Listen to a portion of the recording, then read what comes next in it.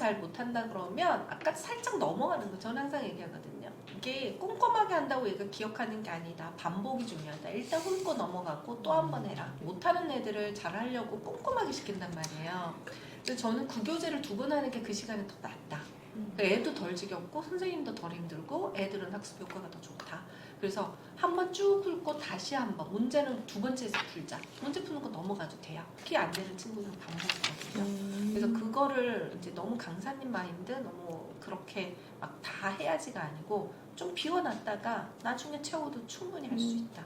그러니까 진도표대로 왜 꼭 다 해야 되는 게 아니란 말이죠.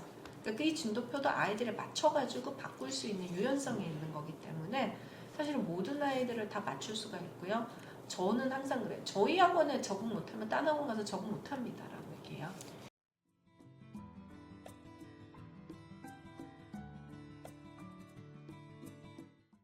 원장님이 원하시는 선생님도 똑같아요.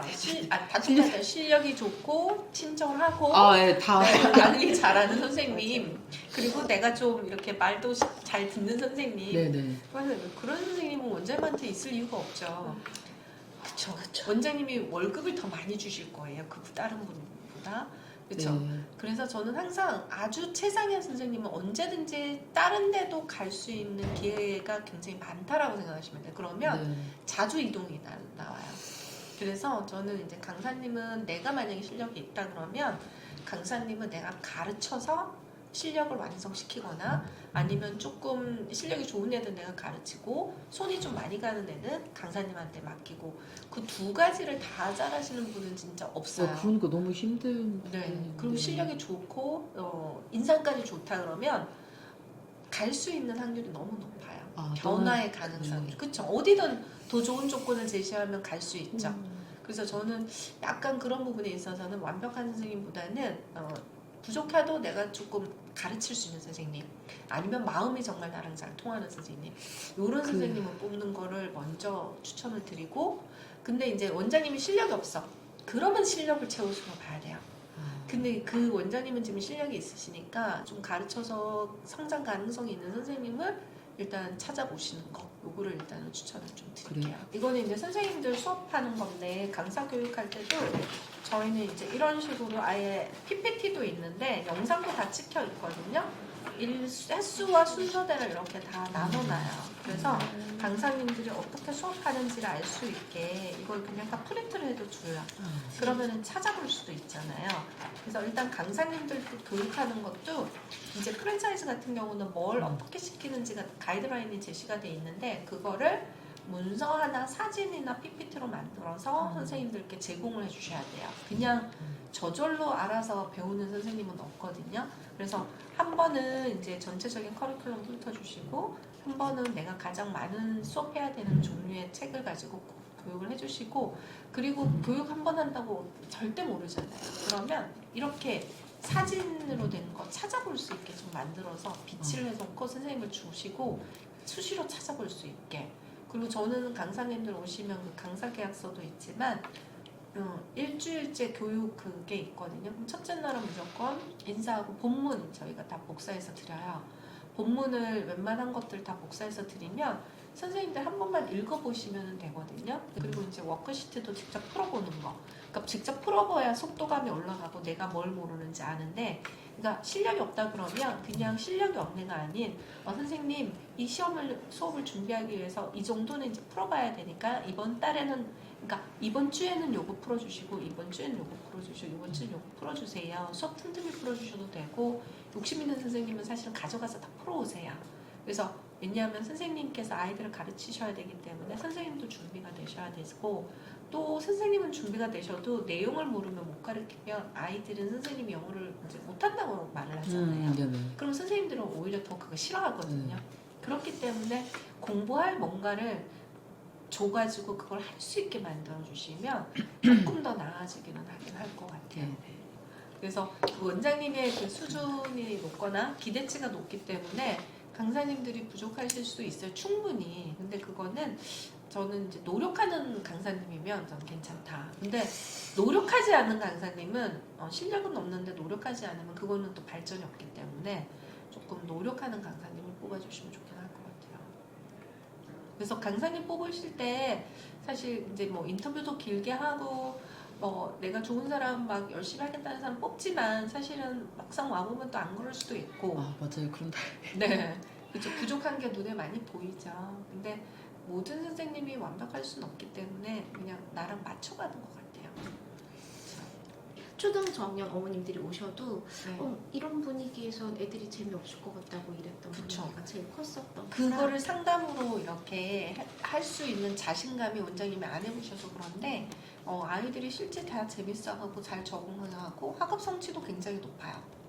네. 그룹 수업 가면 아직도 이제 겨우 뭐 읽기 할긴 할 건데 여기는 에세이 쓰거든요. 그런 성취감도 굉장히 크고 아이들도 이런 거를 처음에 그냥 딱딱해 보일 뿐이지 전혀 딱딱한 수업이 아니고 오히려 아이와 선생님이 굉장히 친밀도가 높은 수업이다. 이렇게 저는 설명을 해요. 실제 아이들이 그렇게 느껴요. 너무 어린아이고 계속 물어보고 이게 뭔가 자기주도가 아직은 안 음. 되니까 선생님은 선생님대로 멘붕이 오고 얘는 얘대로 그 관심을 다 받다가 이제 이렇게 되니까 맨날 울고 그래서 결국은 제가 데리고 왔거든요. 제가 네네. 데리고 와서 옆에 끼고 네. 온갖 이제 사실 그 외부 교재 그 교재는 좀 너무 싫어하니까 일단 네. 헤이즐 나오기 전까지만 네. 외부 교재 해서 저 같이 율동하면서 워크시트 하면서 계속 이러고 그쵸. 있거든요. 네네. 힘들더라고 사실 네. 7세는. 7세는 아이들에 따라 달라요. 사실 8세도 다르거든요. 그러니까 저도 7세도 수업을 해보고 8세도 해보고 그런데 8세 느린 친구들도 이거에 어려워서 잘 못한다 그러면 아까 살짝 넘어가는 거 저는 항상 얘기하거든요. 이게 꼼꼼하게 한다고 얘가 기억하는 게 아니다. 반복이 중요하다. 일단 훑고 넘어가고 또 한 번 해라. 그러니까 훑고 넘어가고 만약에 이제 파닉스가 어렵다 그러면 스토리를 키면 되잖아요. 스토리 읽고 소리 듣고 따라 하는 거는 할 수 있거든요. 전체적으로 원장님들이 못하는 애들을 잘 하려고 꼼꼼하게 시킨단 말이에요. 그래서 저는 구교재를 2번 하는 게 그 시간이 더 낫다. 애도 덜 지겹고 선생님도 덜 힘들고 애들은 학습 효과가 더 좋다. 그래서 한번 쭉 훑고 다시 한번 문제는 2번째에서 풀자. 문제 푸는 거 넘어가도 돼요. 그럼 교재를 새 걸로 새 걸로 해도 되고 구교재로 해도 해도 되고. 되죠. 구교재로 문제를 안 풀었으면 2번째 풀어도 되고 저는 심지어 2번 더 해요. 다 풀고 새로 사서 또 하기도 하거든요.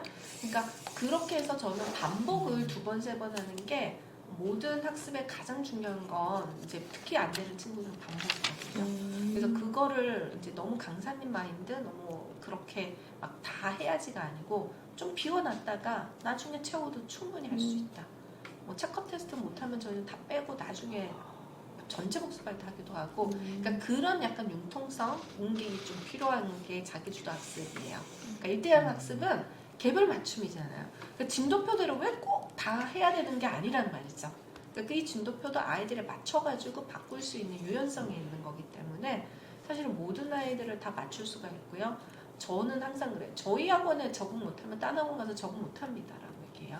그만큼 우리는 아이한테 최소한 아이의 학습 속도와 그 다음에 아이가 할 수 있는 거를 최대한 이끌어줄 수 있기 때문에 수업 습관도 좋아지고 근데 여기 적응 못해서 딴 데 가서 적응한다? 그거는 정말 돈을 낭비하는 거라고 생각을 해요. 저는. 네. 저희 학생이 2명 있는데 전 영화 축제를 친구로 데려왔어요. 근데 둘 다 초등학교 4학년인데 나중에 3개월 늦게 들어온 애가 너무 잘하는 거예요. 숙제도 항상 빼지 않고 계속 하잖아요. 그러니까 이쪽 애가 눈에 띄를 정도로 둘이 너무 천차 차이가 나는 거예요. 근데 이쪽에 처음에 있던 애는 저한테 너무 사랑받고 이렇게 혼자 하다가 이 친구가 들어왔잖아요. 그래 선생님 사랑도 뺏겼는데 공부도 자기가 너무 쳐주는 거예요. 근데 질투가 엄청 많은 친구여서 자꾸 저보고 진도를 자기보다 늦게 해달라고 진도를 좀 천천히 해주면 안 되냐고 얘기하고 어느 날에 얘가 입원을 해서 그만둬야 되겠다 하는 거예요 저한테. 그래 그만두더라도 오늘 할 건 열심히 하고 그만두자 이렇게 하고 그리고 너가 여기 나가면 아마도 후회할걸? 선생님만큼 너 잘 챙겨주고 예뻐해주고 잘 가르쳐준 선생님 없어 이랬거든요. 그렇죠. 네, 근데 그게 좀 이렇게 지금 그거는 이렇게 부모님하고도 되게 사이좋고 그런데 나중에는 이 문제가 커지잖아요. 그럴 때는 좀 더 어떻게 해결해야 될지가 고민되더라고요.